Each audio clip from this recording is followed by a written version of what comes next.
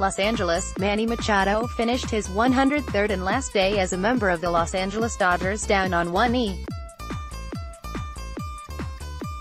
After Chris Sale had thrown the 84 miles per hour slider at which Machado could only flail before spinning into the batter's box, the 26-year-old shortstop picked himself up and slowly walked toward the Dodgers dugout. Sale's Red Sox teammates rushed out to mob him on the pitcher's mound to begin celebrating the World Series they'd just clinched with a 5-1 win in Game 5. As Machado put away his bat and his helmet in their racks, no one approached him or even looked at him. In the dugout, he put his hands on his hips and watched as the Red Sox threw their hats in the air. Almost all of the Dodgers had disappeared by then. Most of them had witnessed an identical scene last fall, when the Astros had done the very same thing as the Red Sox just had win a championship in Dodger Stadium. But it was new to Machado. "You want to have this in the back of your mind going forward," Machado explained, of why he lingered in the dugout. "Remember this, and come back next year, come back even stronger." Finally, he picked up his hat and glove and began walking toward the clubhouse to the tunnel. And, finally, somebody gave him a hug. Machado's October will be remembered, but mostly for the wrong reasons. He emerged as baseball's leading heel. In the NLCS, he intentionally ran over the foot of Brewers first baseman Jesus Aguilar, for which the league fined him $10,000. He countered accusations that he doesn't always play hard by telling Ken Rosenthal of The Athletic, "I'm not the type of player that's going to be Johnny Hustle." In Game 3 of the World Series, he confirmed that self-assessment by standing and admiring a ball he was certain he'd hit for a home run, winding up only on first base after it struck the wall. At least some of his Dodgers teammates took exception to his act, but what were they going to do? "You're getting a superstar player as a rental for half a season to help us win a championship," said one. "You can't really tell him he needs to change the way he plays. Make sure to get SI's Red Sox 2018 World Series commemorative package in your championship gear to celebrate." The longtime Oriole was the prize of the trade deadline, the perfect replacement for the injured Corey Seager, but even with him newly aboard, the Dodgers fell short of that championship for the second straight year. As Dave Roberts regularly adjusted the lineup around him, Machado was a constant. He batted cleanup in each of the Dodgers' 16 postseason games, and played every inning. He started off well. He had 3 home runs and 9 RBIs in the first 5 of those games, through Game 1 of the NLCS. In the last 11, though, his only extra base hit was a double, and he drove in 3 runs. In Game 5, the Red Sox clincher, he went 0 for 4 with 3 strikeouts, including the one that ended it. As Machado struggled, the Red Sox' less lauded half-season rental soared.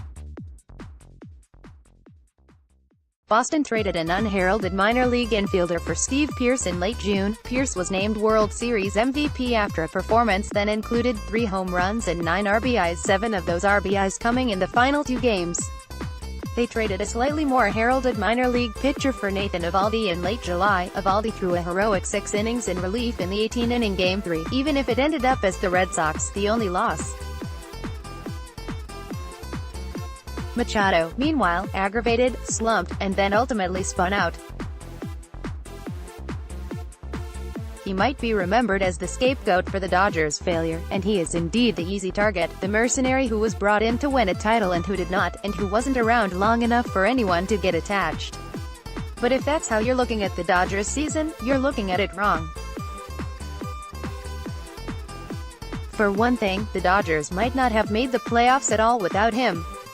When they sent 5 players to Baltimore to acquire 3.5 months of his services, they were 53-43, a .552 winning percentage, just a half game up in the NL West.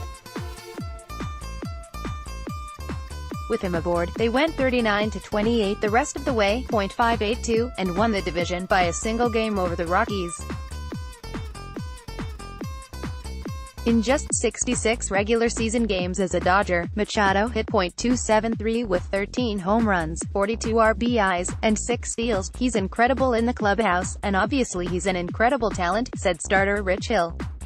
I think we were extremely fortunate to get him at the time that we did. In the World Series, Machado was far from alone in underperforming. He occupied one spot in a lineup that the Red Sox outscored 28-16, and which could get almost nothing going in Game 5, in which everyone who was not David Freese went 1 for 26, and he had nothing to do with a bullpen that fell apart. Dave Roberts, the Dodgers manager, has been maligned for his deployment of his bullpen, but perhaps it appeared as if he struggled to pull the right strings because there were no strings to pull. Starting in the 7th inning of Game 4, an astounding 7th straight Dodgers reliever allowed at least one earned run. By the time Kenley Jansen stopped that streak with a scoreless top of the 9th, it was too late. The Dodgers front office, led by team president Andrew Friedman and general manager Farhan Zaidi, will be busy this off-season, which for them began at 8:09 p.m. Pacific on Sunday night. They will have to decide what to do with Clayton Kershaw, the ace whose diminished fastball velocity now nearly matches that of his slider, particularly if Kershaw opts out of the 2 years and $65 million remaining on his contract. They will have to add a few quality relievers. They will have to decide whether to bring Roberts back, after consecutive failures to break the club's 30-year streak without a title. One decision they will not have to make, though, is about Manny Machado. He is a free agent, and there is no way he will be returning to the Dodgers, not with Seager expected to return, and not at a price tag that is expected to approach $300 million. The legacy of his 103 days in LA deserves, at minimum, to be viewed as mixed. Yes, he was periodically irritating, and no, the Dodgers didn't win. But the bottom line, said his retiring teammate Chase Utley, he made us a better team when he came over here. That, really, was his job. Now the Dodgers' task is to figure out why their very good team has now twice in a row not been quite good enough.